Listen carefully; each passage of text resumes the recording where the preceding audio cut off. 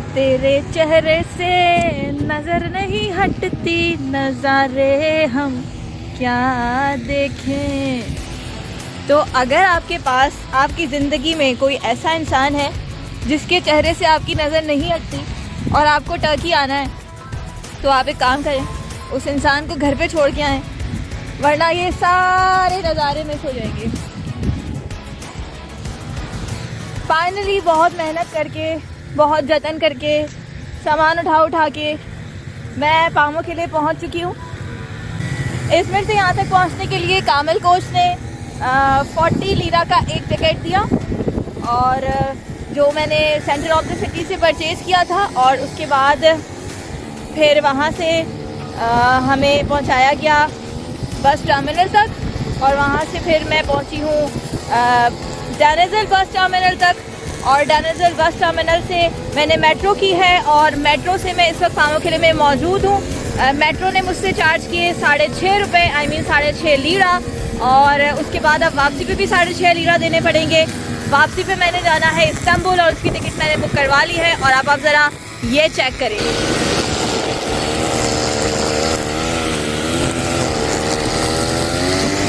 मैंने सोचा था कि इस मंथ ऑफ अप्रैल तो यहाँ पर मौसम इतना अच्छा होगा कि हमें सर्दी वाले कपड़े नहीं ले जाने पड़ेंगे, और मैं भी इवन एक सिंगल जैकेट भी लेकर नहीं आई हूँ। लेकिन यहाँ पर इतनी शदीद ठंड है कि अगर आपका आने का इरादा है इन 2 महीनों के अंदर अंदर, तो मैं आपको यही मशवरा दूँगी कि अपने बात है कि मैं वो भी लेकर नहीं आई हूँ। मुझे ऐसा लगा था कि एटलीस्ट इस जगह पर मुझे ठंड नहीं मिलेगी, लेकिन इस जगह पर बहुत शदीद ठंड है। आप क्या कर सकते हैं, सर्दी गर्मी और बेइज्जती फील करेंगे तो फील होगी, इसलिए फील नहीं करने का है, सिर्फ और सिर्फ घूमने का है। Let's go.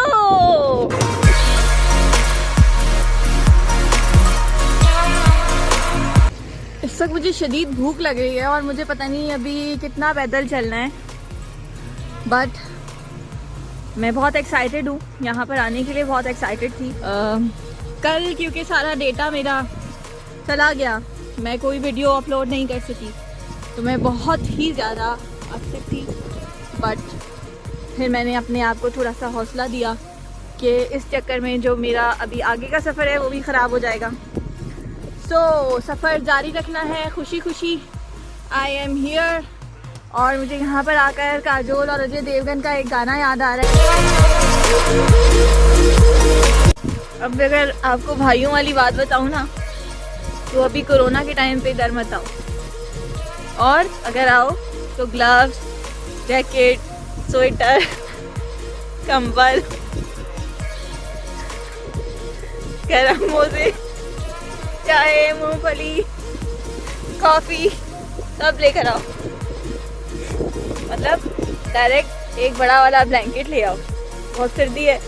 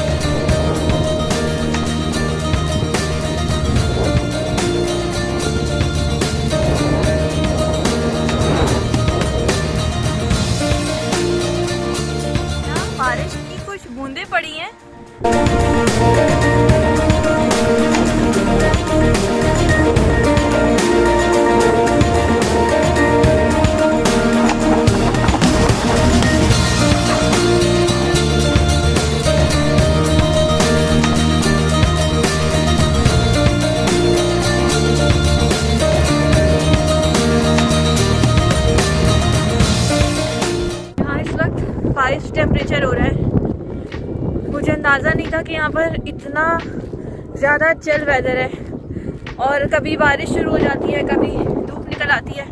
As you can see कि इस वक्त धूप निकल रही है, लेकिन ये जो सारे ट्रैक्स हैं ना ये गीले हो चुके हैं, मेरे हाथ जम रहे हैं, लेकिन बस मैं हिम्मत कर रही हूँ। ये 2 किलोमीटर का ट्रैक है जो मैंने पूरा चलना है और मैं इतनी दूर से चलती हुई आ रही हूँ।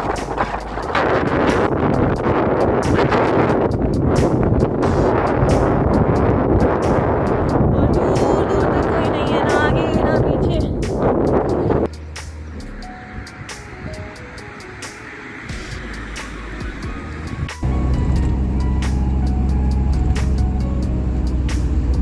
मैं जो देखने के लिए आई थी वो मैंने देख लिया और अब मैं वापस जा रही हूँ। और वापस जाने का सीन ये बना कि 5 बजे के बाद मुझे यहाँ पर कोई पब्लिक ट्रांसपोर्ट नहीं मिली। मैं काफ़ी देर तक पैदल चलती रही और अब इस वक्त मैं वो एडवेंचर कर बैठी हूँ जो मैंने सिर्फ और सिर्फ मूवीज़ में देखा था। एक गांव और उसमें आप बहुत चल चल के थक गए हो तो फिर आपको किसी से लिफ्ट लेनी पड़ती है। और मैंने एक ट्रक ड्राइवर को गाड़ी रोकने का इशारा किया, वो उसने गाड़ी रोकी और ये भाई साहब हैं हमारे जो इन्होंने मुझे लिफ्ट दी है और अब मुझे ये डाउनटाउन एरिया तक छोड़ेंगे जहाँ से मुझे गाड़ी मिल जाएगी आराम से। But as it's a village तो यहाँ पर गाड़ी मिलना तकरीबन नामुमकिन के बराबर होता है। तो आज मैंने ये वाला एडवेंचर भी कर लिया। अल्लाह जाने पाकिस्तान पहुँचने तक क्या क्या होगा। बस आप सबकी दुआएं चाहिए कि मेरा जो कोरोना का रिज़ल्ट है वो नेगेटिव आ जाए और मैं टाइम पर अपने घर पहुँच जाऊँ। मैं ये देखने के लिए आई थी, लेकिन ये खुश पड़ा हुआ है जैसे कराची में पानी नहीं आता, तो आजकल इधर भी पानी नहीं आ रहा है।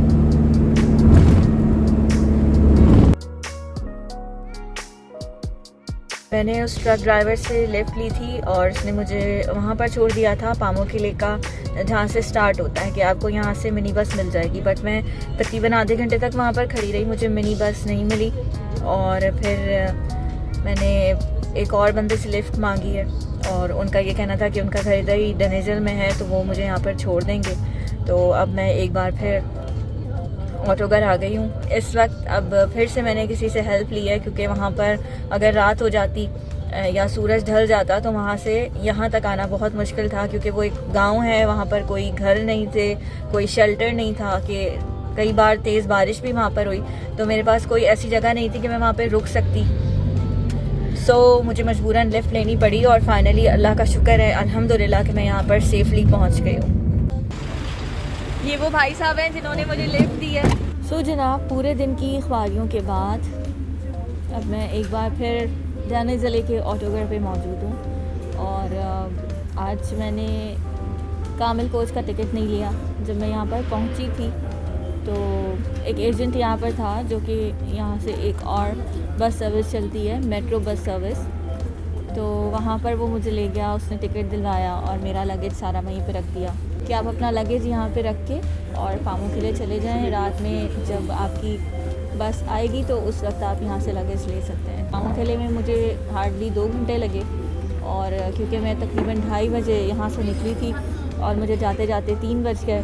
5 बजे के बाद पामो किले में आपको ट्रांसपोर्ट मिलना मुश्किल होता है, या तो आप टूर गाइड के साथ जाएँ या फिर आप अपनी प्राइवेट कार लेकर जाएँ तो फिर ठीक है, वरना जो मिनी बसेस वहाँ तक पहुँचाती हैं वो मैं काफ़ी देर तक वेट करती रही, वो नहीं आई, जिसकी वजह से मुझे अनफॉर्चुनेटली लिफ्ट लेना पड़ी। वहाँ पर इंटरनेट सर्विस अवेलेबल नहीं थी, कॉलिंग नहीं हो रही थी, तो मैं ट्रबल में आ जाती, इसलिए मुझे ये रिस्क लेना पड़ा।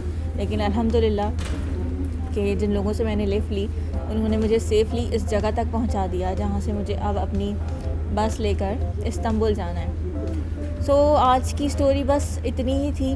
अब मैं 12 बजने का इंतज़ार करूँगी, इस्तांबुल के लिए निकलूँगी और कल क्या होने वाला है ये जानने के लिए मेरे चैनल को लाइक कीजिए, सब्सक्राइब कीजिए और शेयर कीजिए।